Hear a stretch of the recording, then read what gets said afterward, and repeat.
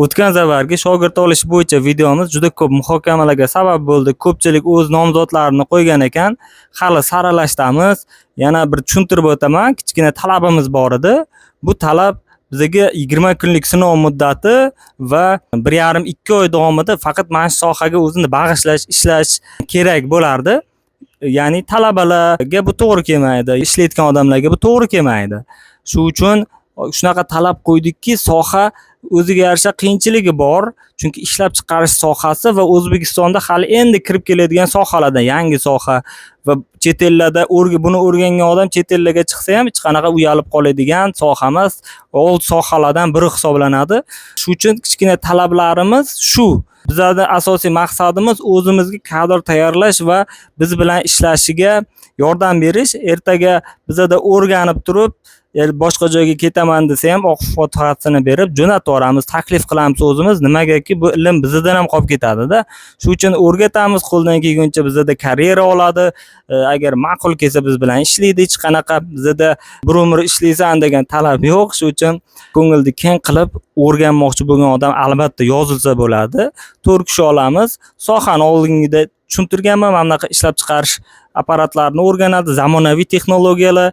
Bular kelajak baribir.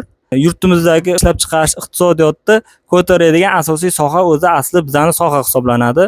Keyin bitta narsa aytib o'taman, o'zi shogird tayyorlagan odam, shogird tayyorlash qanchalik qiyinligini shogird tayyorlagan odam albatta biladi, his qiladi. Bitta odamdan so'rashgan ekan-ku, yamoq kiyimlar bilan ko'rinadi. Nega bu yirtilgan yamoqlarni qaytadan to'qiyapsiz, yangi olib qo'ysangiz bo'lmaydimi desa, bular men qilgan xatolar, har bitta xato uchun qilgan xatomni bu natijasi shuni eslab turishim kerak deganidek, har bitta shogird ham sexga o'ziga yarasha muammo olib kelishi mumkin. Detallarni buzib qo'yadi, sindirib qo'yadi, instrumentlarni. Nechta bizda masalan krayskatelni olganmiz, endi texnический instrumentlarni ko'pini masalan sindirib qo'yadi, apparatni yo'nib qo'yadi. Juda ko'p ozor beradi, chunki u hali shogird.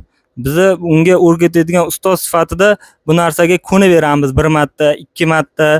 Keyin agar shu xatolar ko'paysa, albatta bunga nima deydi, qarab tura olmaymiz.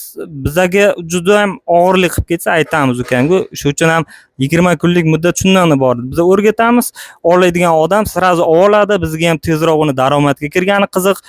Daromad ola boshlasa albatta ishga qiziqish ortadi. Uydagilariga masalan pul olib boradi, ota-onasi xursand bo'lib o'rgan deydi. Xullas bizga shu narsa qiziq.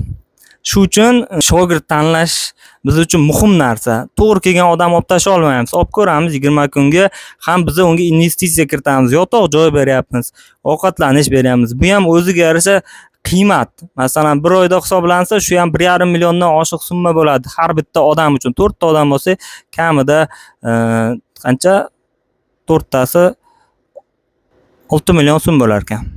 6 million pul har bittasi uchun investitsiya qilib ko'ramiz. Shu uchun realni bu narsaga xohishi bor odamlarni olamiz boshida. Agar 20 kunda kimdir chiqib ketsa, o'rniga boshqa odam olamiz.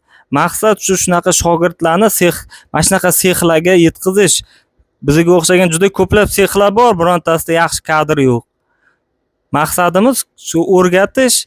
Biz qo'limizdan kelsa o'zimizga olib qolamiz, qo'limizdan kelmasa bizga o'xshagan sexlarga albatta tavsiya qilamiz.